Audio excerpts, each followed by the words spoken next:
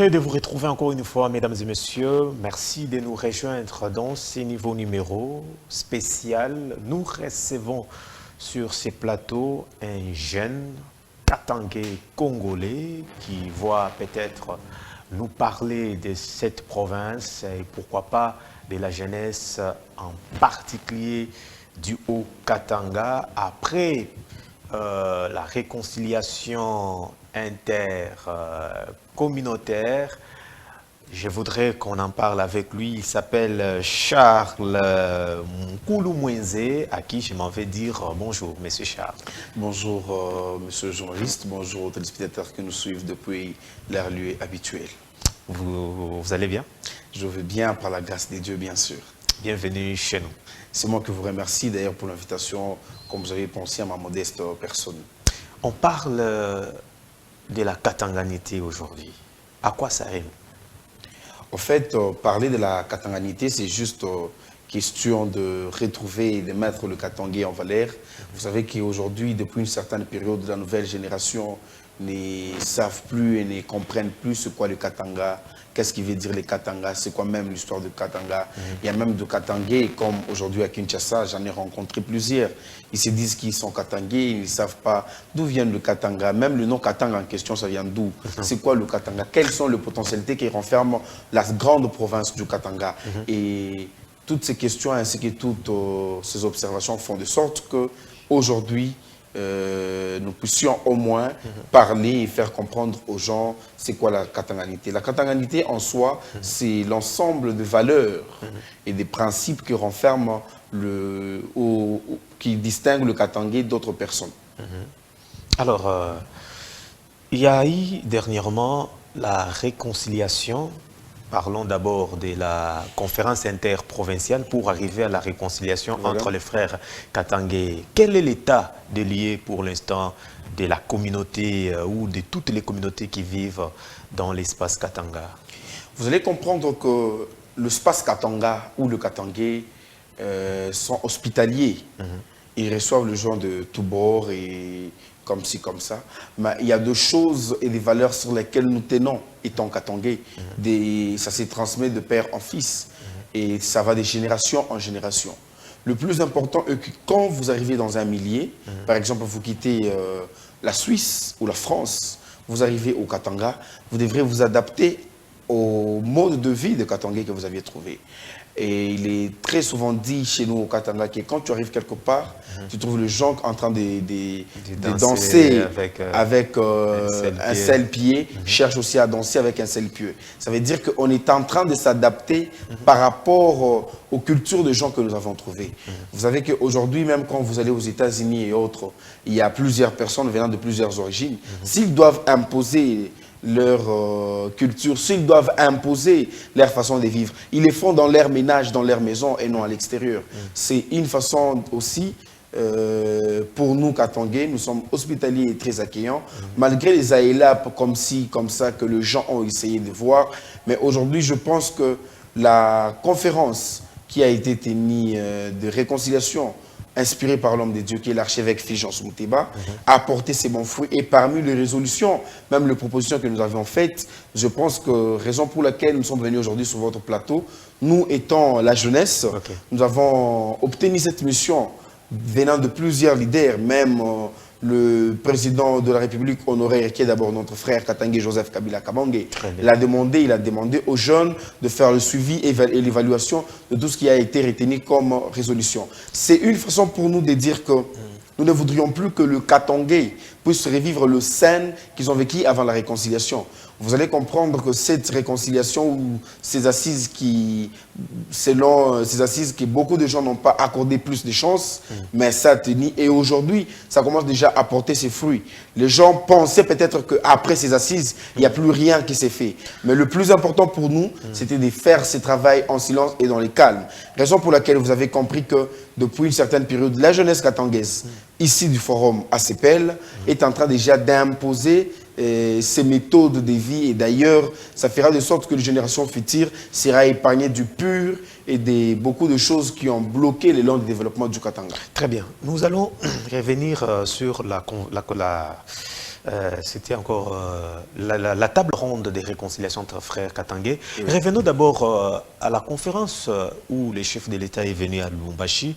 Il a réuni toutes les communautés, toutes les couches possibles. J'aimerais ici, sur ces plateaux, à Kinshasa, parce que nous qui sommes loin, des fois, il y a des choses qui se disent dans les réseaux sociaux. Je voudrais, vous, en tant que responsable, cadre de cette jeunesse, qu'est-ce que vous reprochez à toutes ces communautés? En fait, aujourd'hui, quand vous allez dans le Katanga, il n'y a pas de communautés qui ont beaucoup plus de problèmes. Il y a les gens venant de Kinshasa, les Kinois qui sont là. Il y a nos frères de l'Est qui sont là. Il y a le frère du Congo central qui sont là. Il y a le gens du Maïndombe. Il y a le gens du Oiwele. Comme je vous ai dit que c'est une terre qui est hospitalière. Et aujourd'hui, la province où... Quand je parle du Katanga, c'est par rapport à la katanganité. Malgré qu'elle est démembrée, nous, on est toujours dans cette philosophie parce qu'on se sent toujours unis et consolidés par le nom du Katanga. Alors, vous allez comprendre que beaucoup plus d'opportunités sont au Katanga. Et les gens, en quête de chercher la bonne vie, ils partent tenter leur chance au Katanga. Mais il y a juste une chose que nous pouvons leur demander et que quand ils arrivent au Katanga, ils doivent respecter les autochtones. La majorité des gens de certaines communautés l'ont fait. Il n'y a qu'une seule communauté qui est en train de s'opposer et qui cherche à s'imposer chez soi. C'est la communauté kassaïenne. Tu sais, aujourd'hui, je peux aller chez mon frère. Je sais que c'est mon frère. J'ai chez moi, on peut tous être dans le même quartier. Mais quand je suis chez mon frère, je ne peux pas m'imposer comme si j'étais chez moi. Je dois suivre le principe parce que c'est sa maison. Et même si lui, il n'est pas là aujourd'hui, je dois respecter qu'il y a sa femme et ses enfants. Je ne suis pas permis de tout faire. Donc, ça veut dire que si je dois m'imposer, si je dois mettre en place mon système de vie ou imposer mes conditions, je dois bien le faire chez moi et non chez autrui. Le plus important aujourd'hui, vous allez comprendre qu'il y a cette loi qui protège les autochtones, les gens qui sont chez eux, ils doivent en profiter. Il n'y a pas que le Katanga qui est une province opportuniste, il n'y a pas que le Katanga où on a le minerai, on a les Oiwele, on a aussi d'autres provinces. Le plus important pour nous est de savoir ici que pourquoi les gens qui immigrent dans d'autres provinces, je vais vous parler que ce n'est pas seulement au Katanga qu'il y a eu de problèmes. Nos frères, que nous aimons très bien comme tous, nous sommes Congolais, nos frères du Grand Kassai s'étaient déplacés à l'époque. D'ailleurs, c'est récemment, ils sont au Congo central. On devrait construire la route quittant, je pense, Bandundu ou Congo central vers Kananga. Ils se sont imposés qu'on ne puisse pas prendre les autochtones, vous voyez. Donc, c'est partout où ils sont. Ils sont, je pèse bien mes mots, bon, en quelque sorte, en quelque sorte un peu détestés ou maltraités par certaines personnes d'autres communautés. Pourquoi? Parce que leur comportement et leur manière font de sorte qu'ils ne puissent pas vivre dans de bonnes conditions et dans la paix avec d'autres personnes. Une question me vient à l'esprit. Qui est Katangé? Un Katangé est toute personne qui a le parent Katangé. Là, je reviens dans la géologie. Donc, il y a une lignée katangaise. Par exemple, quand vous posez aujourd'hui la question aux gens du Congo central, vous allez leur demander qui est les Congo. Ils vont te dire que c'est quelqu'un qui a d'abord le sang Congo. Quand nous parlons du sang, nous revenons aux origines. Il a son grand-père, il a ses parents qui sont katangais. Il est identifié par rapport à la katanganité. Et aujourd'hui, quand on parle d'un katangais, la différence qu'il y a entre ceux qui prétendent être katangais et ceux qui sont katangais réellement, ça s'est fait découvrir par leur manière et par leur comportement. Vous allez comprendre qu'un katangais, c'est une personne qui est très différente d'autres personnes. Vous allez, je ne vais pas ici utiliser les superlatifs pour dire que c'est un être spécial ou c'est un être plus que les autres. Non. Mais ça fait de sorte que quand nous parlons du Katanga, le nom Katanga, et très souvent nous appelons Katangais valeureux. Ça veut dire que le principe et le mode de vie qu'un Katangais renferme font de sorte que cette personne soit une personne valeureuse. Et quand nous parlons d'une personne valeureuse, ça veut dire que c'est une personne qui est à la hauteur, qui sait mieux se comporter, qui sait mieux vivre avec les autres. Vous allez comprendre que même le Katangais, un Katangais, ce n'est pas seulement chez lui où il traite bien, même chez autrui. Il y a des Katangais qui sont au Congo central, il y a des Katangais qui sont à l'Équateur, il y a des Katangais qui sont au Iwele, il y a des Katangais qui sont dans la province du Sankourou. Et ces Katangais marque toujours des empreintes. Cela est lié à nos origines. Et cela est lié d'abord, premièrement, à l'éducation que nous sommes en train de recevoir de père en fils. Pour savoir qu'un Katangé, c'est lui qui vit avec ce qui l'appartient. Et ce qui ne l'appartient pas, il ne peut pas le prendre. Un Katangé, c'est quelqu'un qui est derrière ses mots et par rapport à ses convictions. C'est ça être un Katangé. On ne le trouve pas dans la traîtrise et dans d'autres choses. Si vous voyez quelqu'un dans la traîtrise et qui prétend être Katangé, vérifiez encore très bien dans ses origines. Vous allez comprendre qu'il y a des origines un peu floues qui font de sorte que cette personne se comporte comme ça. Alors, est-ce qu'aujourd'hui, on peut encore parler de l'unité katangaise? Parce que les Katanga, du point de vue géographique, a été démembré. Comment vous avez toujours tendance à remettre tout le monde ensemble alors qu'il y a... d'où vient cette idée, ces origines? Ça vient d'où? Tu sais, aujourd'hui, c'est une très belle question. Quand le parent met les enfants au monde, ils grandissent, ils sont en train de grandir dans une même maison. Et après avoir grandi dans cette maison, et chacun cherchera à s'installer chez lui. Bien que chacun aura sa propre maison, et chacun cherchera à créer sa petite famille, mais il y a une référence. On dira que les enfants d'Enkoulou, les enfants d'Engoi, les enfants de Muyumba, tu vois, les enfants d'Ngouz sont là. Ngouz, c'est en termes de référence, ou Ilunga Ungoi. Ce qui veut dire qu'ils peuvent porter d'autres noms, mais ils sont liés à ça. Et quand vous parlez de la famille Ngouz, ça veut dire que ces l'unité, ça les renvoie toujours ensemble. Parler du Katanga malgré les démembrements, cela nous rappelle toujours que nous sommes unis. Et que c'est juste la situation politique qui a fait de sorte que chaque personne et que nous puissions vivre dans les démembrements.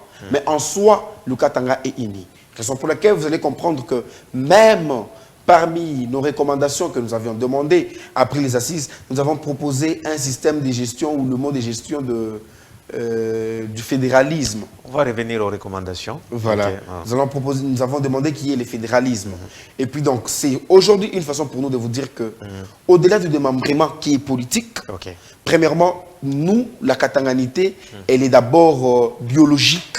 Très bien. Donc, c'est lié à notre identité. C'est un nom qu'on ne peut pas nous attacher. Ce ne sont pas des politiciens qui vous manipulent pour des positionnements et autres. Tu sais, au fait, la politique a commencé à exister après le Katanga. Le Katanga existe déjà. Tu vas comprendre qu'avant que nous parlions de Lumumba, avant que nous parlions des autres, il y avait déjà une organisation coutumière.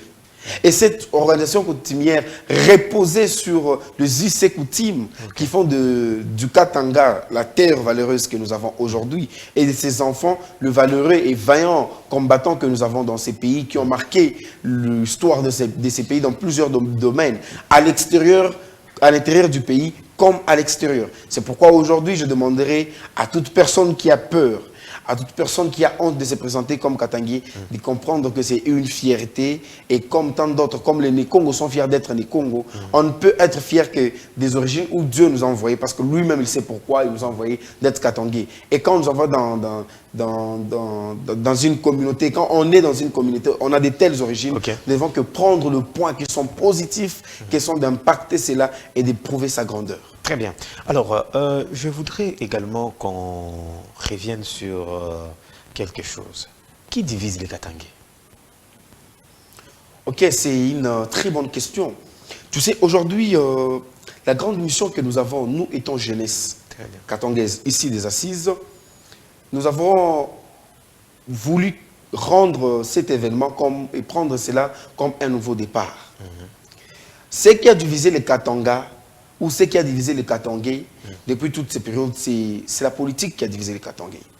Et aujourd'hui, il n'y avait pas de cadre où le Katangais pouvait se réunir, opposition, majorité, parler même langage et protéger les Katangas. Tu sais, c'est bien quand on parle aujourd'hui des richesses qui renferment le Katanga. Quand on parle de minéraux, quand on parle de richesses qui nous avons dans le sol et dans le sous-sol. Tout cela peut terminer. Je dois vous rappeler ici que en Russie, il y avait des minéraux. En Chine, la Chine avait des minéraux. Quand vous allez en Allemagne, il y avait des minéraux. Comme ils ont commencé à exploiter les richesses bien avant, aujourd'hui, ils n'en ont plus et ils viennent en chercher en République démocratique du Congo.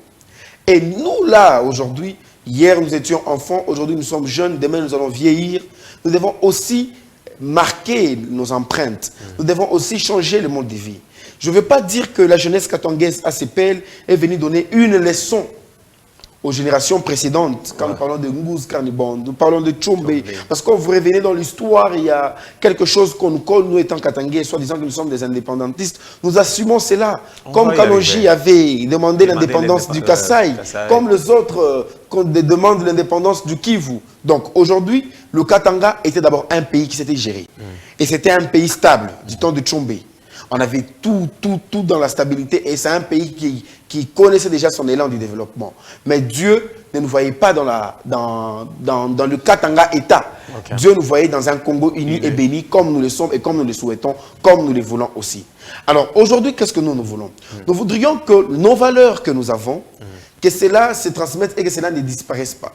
Nous sommes inquiets par rapport à la modernisation ou la mondialisation qui est en train de nous frapper aujourd'hui. Il y a même le mariage qui ne s'organise plus, le mariage coutumier qui ne s'organise plus en respectant le principe katangais. Il y a même d'autres cérémonies qu'on ne respecte plus étant katangais, qu'on pouvait faire avant. Alors aujourd'hui, pour nous, on a compris que c'est la politique qui nous divisait. Maintenant, qu'est-ce qui nous divisait? Nous avons compris que la gestion des ambitions, tout ça. Maintenant, nous avons pris tout ce qui pouvait nous diviser. Nous essayons de parler. Raison pour laquelle aujourd'hui, vous allez voir que la génération future ou la génération que nous sommes en train de nous mettre tous ensemble autour d'une même table.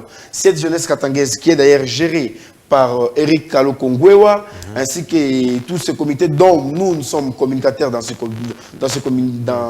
comité, vous allez comprendre que ça réunit toute le branche. Moi étant de l'opposition, certains étant du pouvoir, nous nous réunissons, nous parlons intérêt du Katanga. Donc tout le monde se retrouve dans... Mais effectivement, tous nous sommes réunis autour d'une même table, comme fils d'un même père, nous sommes en train de parler d'intérêt et protéger les acquis du Katanga. Ce ne sont pas seulement les associations membres, les associations culturelles et autres qui sont beaucoup plus manipulées. Comment vous voulez ajouter les politiciens dedans? Au fait, je ne vais pas parler des associations socioculturelles. Qui est à la base de tous les conflits constatés. Parce que les associations socioculturelles, nous les tenons comme étant base ou référence.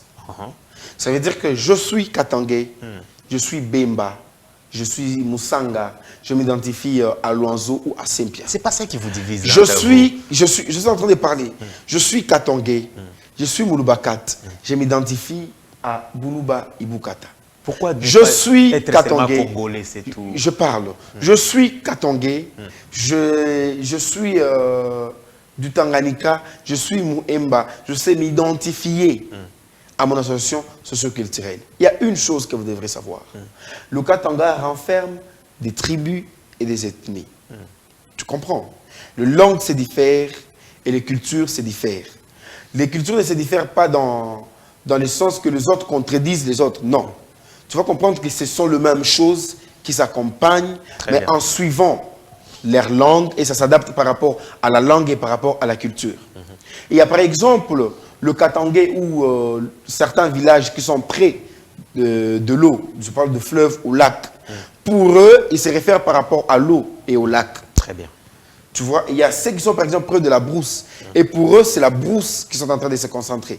Et au-delà de tout ça, des associations socioculturelles étant comme base sur lesquelles nous sommes en train de nous appuyer, nous avons voulu nous réunir, sortant de là, ne plus parler Luanzo, ne plus parler Saint-Pierre, ne plus parler d'Ivar, ne plus parler tout ça, Tuibungé, ne plus parler Boulouba Ibukata. Alors, nous nous réunissons tous ensemble, étant fils du Katanga. Nous sommes en train de voir et de protéger l'intérêt du Katanga pour que nous ne puissions plus revenir dans les choses qui nous ont séparés par le passé.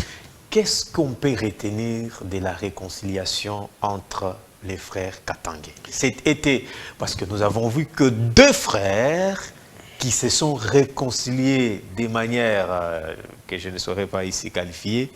Alors, hypocrite, je ne sais pas, c'est à vous, jeunesse. Et ma deuxième question pour aborder cette partie, c'est que qu'est-ce que Joseph Kabila Kabange vous a dit? Merci beaucoup, c'est une très bonne question. Je tiens à vous rappeler sur ces plateaux que le Katanga a commencé à exister avant le Raïssi Joseph Kabila Kabange. Le Katanga a commencé à exister avant le gouverneur honoraire Moïse Katumbi. Dans chaque famille, il y a des problèmes. quand les gens parlent aujourd'hui de cette réconciliation, ils sont en train de prendre pour référence Joseph Kabila et Moïse Katumbi. Donc, on ignore que ce sont les deux leaders katangais que nous avons, parmi tant d'autres. Okay. Et le voir ensemble, ce n'était qu'une joie. Moi, je ne vois pas là où ça fâche quand on voit Moïse Katumbi et Joseph Kabila se saluer. Traiter cette action d'hypocrisie, c'est trop dur. Parce qu'après la réconciliation, nous avons vu vos frères être frustrés. Parmi vous, il y a eu des gens qui étaient frustrés. Qui étaient frustrés par rapport à ça? Qui est le Katangais? Vous connaissez Michel Kabwe? Je parle... Vous le connaissez? Vous connaissez Mouyambo? Je parle de ce qui est sûr. Qui est vrai Katangais, de par ses origines, qui était contre la réconciliation katangaise. C'est la question que nous devons nous poser. Donc tous les frustrés ne sont pas des vrais Katangais. Aujourd'hui, tu dois savoir une chose. Et il y a des Katangais qui sont prêts à sacrifier l'intérêt général du Katanga pour leur intérêt privé et particulier. C'est ce qui a tué en son temps le Katanga. Le Katangais, un Katangais pouvait s'élever, se battre pour conjuguer le verbe « je mange ». En bloquant ou en cherchant d'exclure ses frères. Mais aujourd'hui, notre génération, nous avons appris des erreurs du passé et nous sommes en train de les améliorer.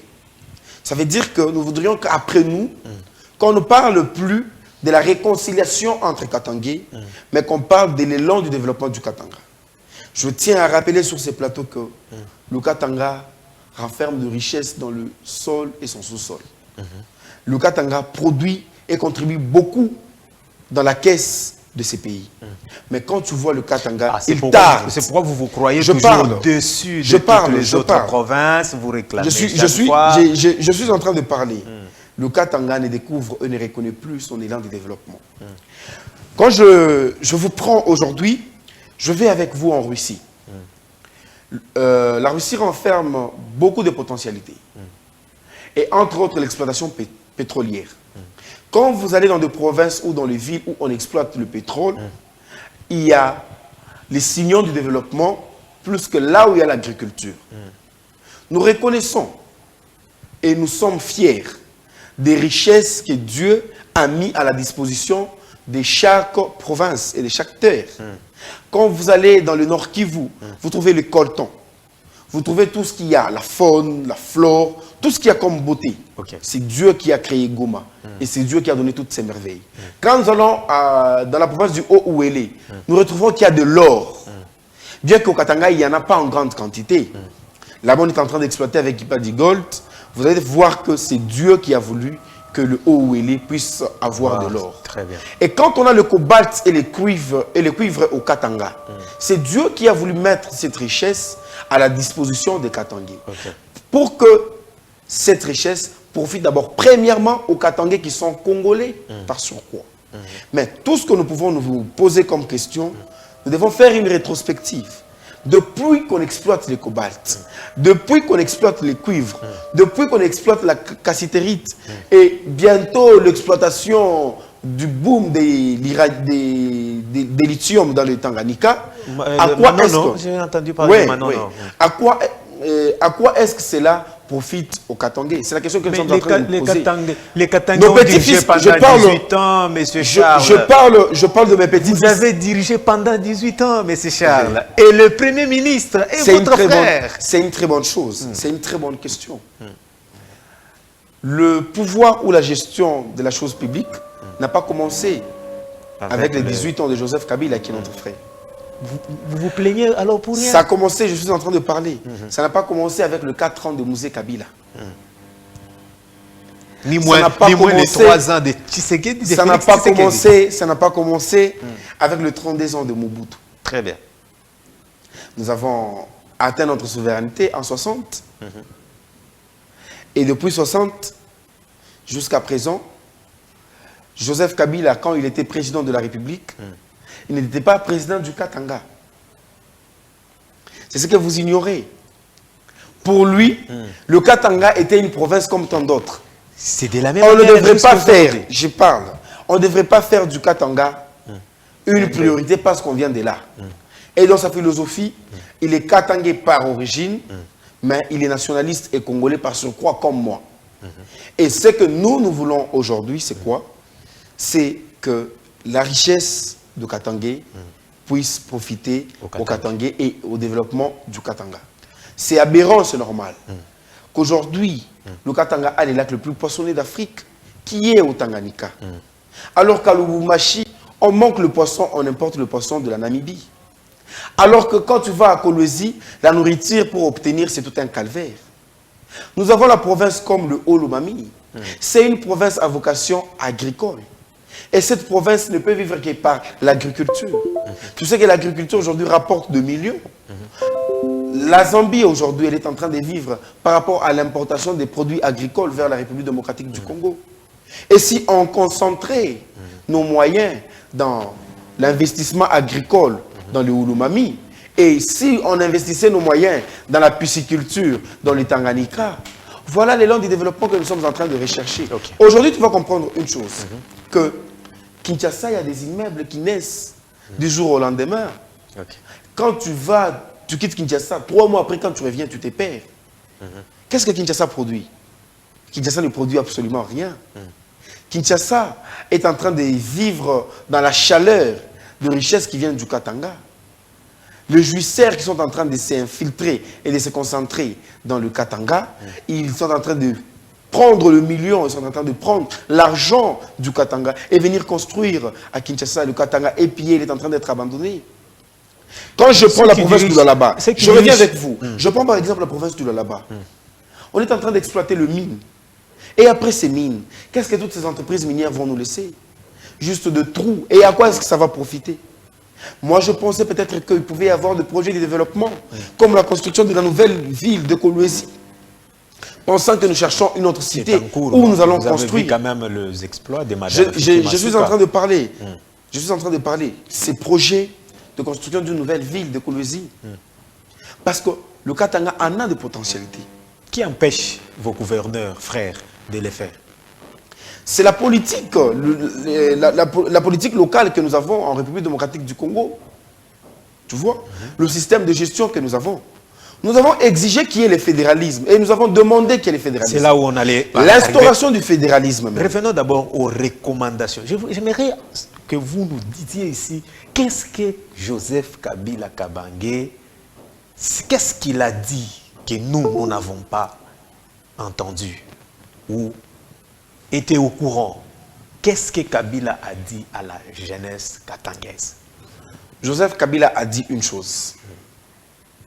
Il a dit, c'est un grand événement. La réconciliation entre Katangais. C'est un nouveau départ. Ce départ doit prouver l'élan du développement. Ça veut dire qu'on ne parlera plus du Katanga par le passé qu'on a connu, le Katanga divisé, le Katanga des gens qui ne pouvaient pas parler même langage et se séparer, ils ne pouvaient même plus se saluer. Mais on doit parler le Katanga au-delà de nos appartenances politiques. Raison pour laquelle vous allez comprendre qu'aujourd'hui, la jeunesse katangaise ACPL, c'est une jeunesse de gens qui sont unis dans la diversité. Ça veut dire que vous avez tel qui est de l'opposition, tel qui est de la majorité, tel qui est de la société civile. Et quand nous nous réunissons, nous mettons de côté nos appartenances politiques. Nous défendons l'intérêt du Katanga. C'est comme quand vous voyez les gens du Grand Kivu se réunir. La communauté du Grand Kivu, quand elle se réunit, vous allez voir Bati Lukebu, qui est du pouvoir. Vous pouvez voir ceux qui sont de l'opposition se réunir, parler pour l'intérêt du Grand Kivu et le développement du Grand Kivu. Et vous allez comprendre que cette communauté, partout où ils se retrouvent, ils évoluent dans ce système-là. Ils sont en train de s'unir entre eux, ils sont en train de se développer. C'est ce que nous voulions. Je ne vais pas que quand je viens, et quand je vais à l'Équateur, je trouve qu'il y a un Katangais pauvre, alors qu'à côté, il y a un Katangais riche qui garde la formule de la richesse. Non. Le vrai développement, c'est se soutenir mutuellement. Et il nous a demandé une chose, de prendre les recommandations de ces assises comme étant une arme. Et cette arme, ça va nous permettre de détruire ou de défausser toutes les barrières qui seront mises devant nous. Quelles sont ces barrières quand on cherche à nous troubler avec les intérêts politiques? Ok. Donc, dès aujourd'hui, vous allez comprendre que moi, étant de l'opposition, je peux voir mon frère Sama qui est de la majorité et nous lui disons par exemple que monsieur le Premier ministre, vous pouvez engager, vous pouvez prendre en compte le mécanisme pour asphalter la route du Haut-Katanga vers le Tanganyika, pour penser à la nationale numéro 1, la route qui doit quitter des Colosi jusqu'à Kamina. Question de désengorger le Katanga. Le Katanga est renfermé. Et tout ce que nous voulons, c'est quoi, mon frère? Quand la province produit plus, elle ne doit pas obtenir moins. Peut-être une petite question. Qu'est-ce que vous reprochez à ces gouvernements ou à ces régimes du point de vue développement dans les Hauts-Katanga, parce que nous tendons déjà vers la fin?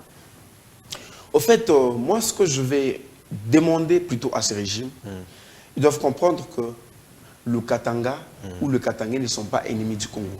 Très bien. Ils sont d'abord, premièrement, congolais, parce qu'il n'y a pas un passeport katangais, bien que ça existait du temps de Tchombe actuellement, il n'y en a plus. Ils ont que le passeport congolais. Et la nationalité qu'ils ont, c'est la nationalité congolaise.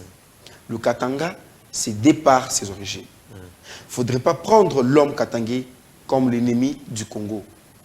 Ça ne sera pas bien. Il ne faudrait pas que quand le Katangais se réunisse quelque part, on pense quelque chose de mauvais pour eux. Ils sont libres de protéger leurs acquis. C'est comme aujourd'hui, quand je vais en France, je ne peux pas arriver au niveau de la Tour Eiffel et commencer à pisser. Je ne peux pas aller au niveau de la Tour Eiffel et commencer à vendre de brochettes à la sauvette. Je ne peux pas aller au niveau de l'Arc de Triomphe, commencer à faire du n'importe quoi. Ça veut dire qu'ils sont le place mythique que le Français et le Belge peuvent protéger chez eux.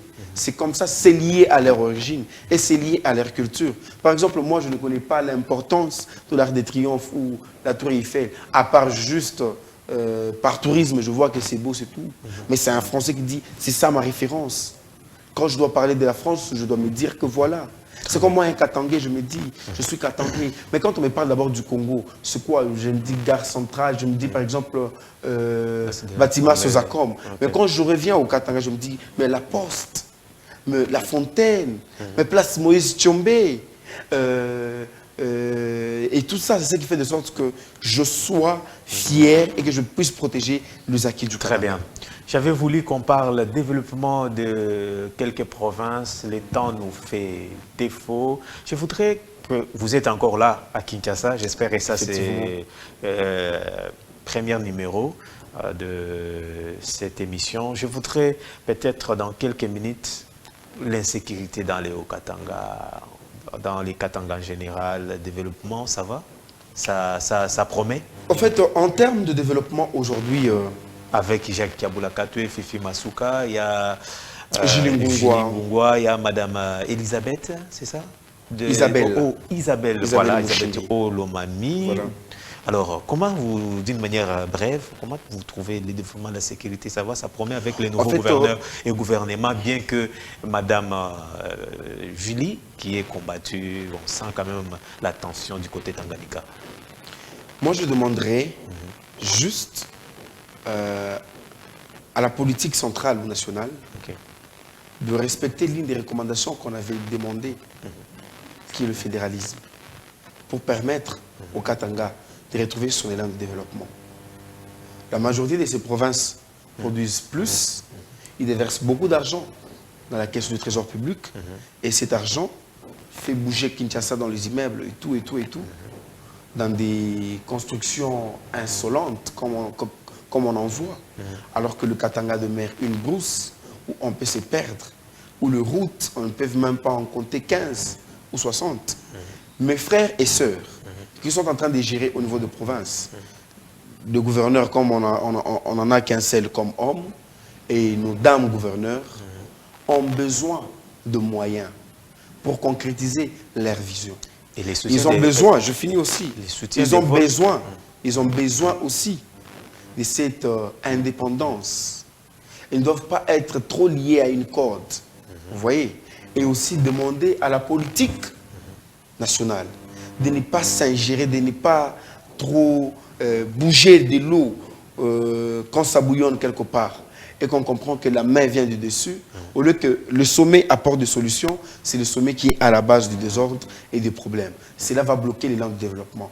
Parler d'insécurité aujourd'hui, nous tenons quand même à leur féliciter parce qu'on ne sent plus que c'était comme avant. Mais ce qui est à la base de l'insécurité, premièrement, c'est le chômage. Okay. Je tiens à vous rappeler que le Katanga, c'est une province à vocation industrielle. Et quand nous parlons d'industrie, nous sommes en train de voir des entreprises. Et ces entreprises doivent normalement engager et embaucher des gens. C'est quelque part où on ne peut pas trop parler d'insécurité parce qu'il y a des opportunités d'emploi. Mais il faudrait que ces opportunités d'emploi profitent à la population locale en général, donc les gens de partout, mais aussi quand même une priorité aux autochtones parce qu'ils doivent profiter de leurs richesses. Ce que moi je demande est que la politique au niveau national gère dans le fédéralisme. Le fédéralisme n'est pas seulement pour le Katanga, mais c'est pour le Congo tout entier. Au Congo central, on met le fédéralisme. À l'Équateur, à la Mongala, et même au Kasaï, on met le fédéralisme. Ça fera de sorte que le gouverneur du Kasaï puisse au moins produire et qu'il puisse savoir comment gérer le moyen qu'il est en train d'obtenir. Ce sera très important. Comme autre recommandation, c'est cette péréquation. Donc, c'est soudé mutuellement entre provinces. Par exemple, le gouvernement du Haut-Katanga doit, par exemple, acheter les denrées alimentaires. Farine, tout ça, tout ça, tout ça. De ce côté-là, il faut saluer quand même Jacques Yaboulakato, que je vois quand même ces derniers temps en train de produire en abondance, qui a même maîtrisé les prix de quelques denrées alimentaires. Ils savent que la production agricole au niveau de Lubumbashi n'est pas à la hauteur de la couverture selon la consommation. Alors, qu'est-ce qui se passe? Comme on a les fonds, on va investir dans le Olumami, dans la production agricole. Et comme il y a les trains, il y a le moyen de transport. C'est ce que moi je disais, que ce qui bloque le Katanga, c'est la communication. Le Katanga n'a pas cette facilité dans la communication routière. Vous comprenez? Elle est encore renfermée. La nationale numéro 1 quitter Kolwezi jusqu'à Kamina, elle est bloquée. Tu ne peux pas quitter dans le Haut-Katanga, Lubumbashi jusqu'à Kalemi. La route n'est pas en bon état. Donc en quelque sorte, quand je quitte Lubumbashi vers Kalemi, je vais m'approvisionner en poisson. Et quand je quitte Lubumbashi vers Kamina, je sais que je vais obtenir la farine et tout ce qu'il y a comme denrées alimentaires, produits de première nécessité. Et tu vas comprendre que Kolwezi, c'est une ville où là-bas, c'est une province à vocation minière. Et là qu'il y a le mine, les gens ne sont pas trop dans l'agriculture. Ils sont en train de mourir de faim, alors qu'à Kamina, il y a des productions, il y a des récoltes agricoles qui sont en train de pourrir. Donc tout ce que moi je demande aujourd'hui, c'est le désenclavement du Katanga. Quand le Katanga sera désenclavé, c'est possible parce que Dieu a mis à leur disposition des potentialités et des moyens. Nous avons besoin de cette volonté politique pour accompagner les autorités au niveau provincial, d'ailleurs, qui sont nos frères katangais et congolais en général. Merci beaucoup, M. Charles Nkoulou Mwenze, pour nous avoir honorés ce matin dans nos installations. Je pense que ce ne sera pas la dernière fois. J'ai tellement beaucoup de choses à échanger avec vous. On n'a pas parlé jeunesse, surtout des attentes, tout ce qu'il y a comme chômage et autres. J'espère qu'au deuxième numéro, nous allons entrer en profondeur. Merci d'avoir accepté notre invitation encore une fois de plus. C'est moi qui vous remercie d'ailleurs. À toutes et à tous, merci de suivre régulièrement notre émission. Je vous dis merci. Je vous retrouve prochainement pour la suite de cette grande émission. Au revoir.